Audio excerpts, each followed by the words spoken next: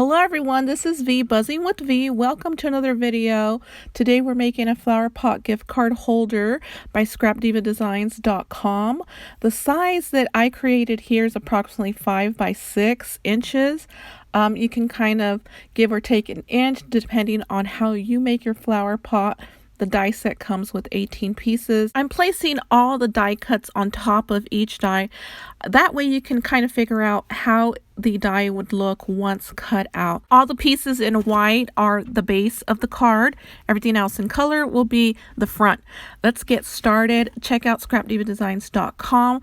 And she also has an Instagram, a YouTube, a TikTok. Follow the hashtag to gain more inspiration from other talented crafters.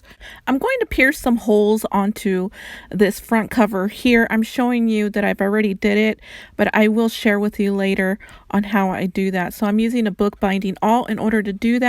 And what I do is I follow the already embossed stitch lines and pierce a hole in every other stitch. So here I'm going to show you a few. So I start off and I pierce a hole right under that stitch. I skip a line and pierce a hole for every other line. Here is the reverse side of that piece so you can get an idea of what it would look like. I'm using some embroidery thread in blue. I'm not sure what the color is. If I find out, I will have that link below, as well as the shop that I got that from. I'm going to share with you some of the stitching here. Head on over to Paige Evans' channel to get a tutorial on how to do the rest of that. So I'm just sharing what I did here really quick so you can get an idea of how I made this card. But Paige Evans has a wonderful tutorial on how to do this. I was hesitant on what color of embroidery thread I should use. I wanted to go with white, but then I wanted to go with yellow. At the same time, I wanted to do some purple. However, I ended up with the blue. In the end, I was happy with the end results. Okay, so I'm going to share with you some of the other pieces that I forgot to share.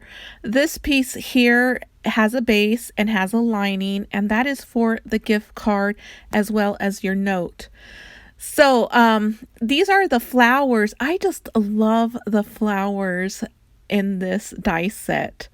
I will definitely be using them in the future, and I'm sharing with you how I did the petals. So I did scrap lift this from Paige Evans. She does her petals just like this. It wouldn't be a Paige Evans project without those flowers. So I had to do her style of flower on this card, considering I am using her collection. I'm using 2 petals for each flower and using an enamel flat back dot from Michaels. That's Recollections brand. And so let's get started on this butterfly. So this butterfly is a cardstock sticker. I'm also using a sentiment from the ephemera package. I'm also using some acetate. I'll talk about that butterfly later on and let you know how I made that. And so I'm going to use my Barely Arts glue to glue on the back piece. I'm going to use different types of adhesive because I just wasn't comfortable with just using hot glue on this card because it is heavy. And so all I did was I used hot glue for the perimeter of the front layer. So because it had that embroidery thread, I wanted that to be secured onto the card. I'm starting on forming the base of the card. So I'm folding on all the score lines there. I'm folding the top score line forward, and this is for the flap of the pot. I'm doing the same to the back piece, folding that score line forward. I decided not to keep the other flaps on the back of the card. Decided to snip all of that off and use just the front fold to adhere the piece together. So I'm using Barely Arts here to do that. I'm also starting on the back flap. I start off gluing the lining with some rolled tape adhesive. In case I didn't mention it prior, I picked up the rolled tape adhesive from Amazon. I will have that linked below. Adhering that to the base of the flap. Next, I'm gluing the flap down with some Barely Arts glue, making sure it's all secured. I'm going to do the same to the front, just using some hot glue because it does have that embroidery thread on it. This is what it looks like. The project's turning out great. I'm very happy with it. I'm also using some double-sided foam adhesive for the flap and also using that for the back. You can find some double-sided foam adhesive from Hobby Lobby. They have some nice tape there. I'm using the same brand here. Mine is from a different spot, which they don't carry anymore. So head on over to Hobby Lobby for that so you can pick that up. Next, I'm going to glue down the base for the note. So this is where your note and your gift card would go. I did use some of that rolled tape adhesive to do that. I'm also adding a tab to it. And what I did is I used my circle punch to punch out a circle, and I folded it in half. I'm going to secure it with some Bearly Art. This will keep it in place in order for it not to move around while I'm stapling it. So I'm just going to use a staple and add that to the top of the card. And I just like how it looks. I love the bird there as well. That is a cardstock sticker from the sticker pack. I'm starting off on the front of the pot. I'm going to add this cardstock butterfly. I did add some flower stamens to it. That is a crafty lift from Shara Crane. Next, starting off on building my bouquet, I am using a circle hole punch. I'm going to use that for the back of the flowers. I'm also using some acetate. The acetate is about 1/4 of an inch wide by 3 inches. You will be snipping off the excess later. So I'm using hot glue to adhere the acetate and backing that with some cardstock. The acetate is a scrappy lift from Scrap Diva 29, Erica. I did prep the bouquet off camera to be sure everything was going to fit right and properly. And so the only thing I didn't do was the leaves. So the leaves I did freehand on camera.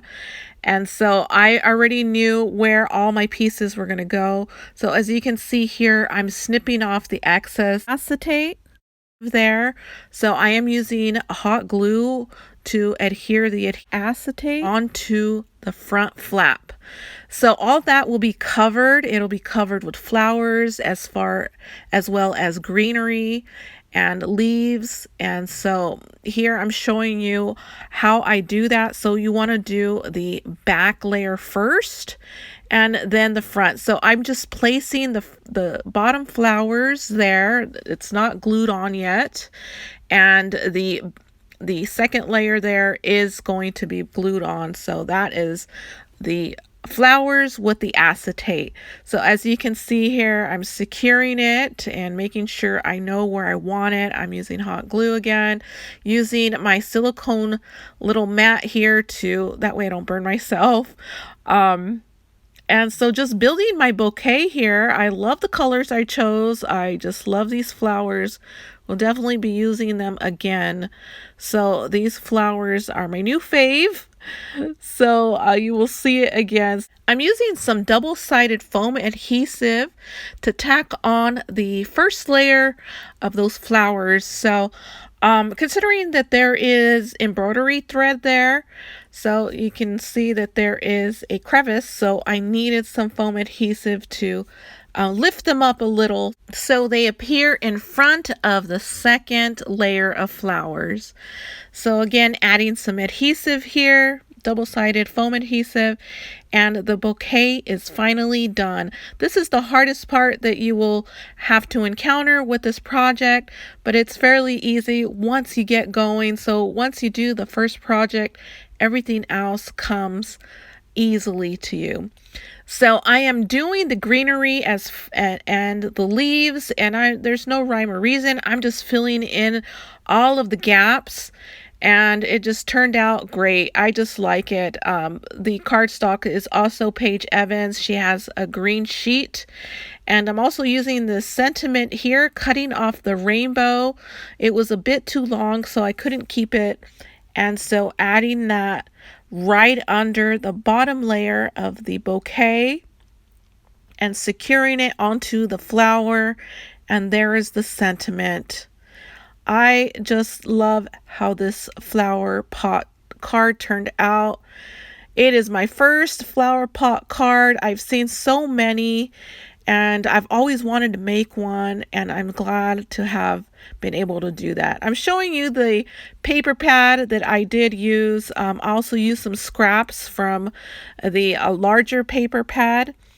And adding some sequins here. This sequence was gifted to me. However, you can find some at Cartwright.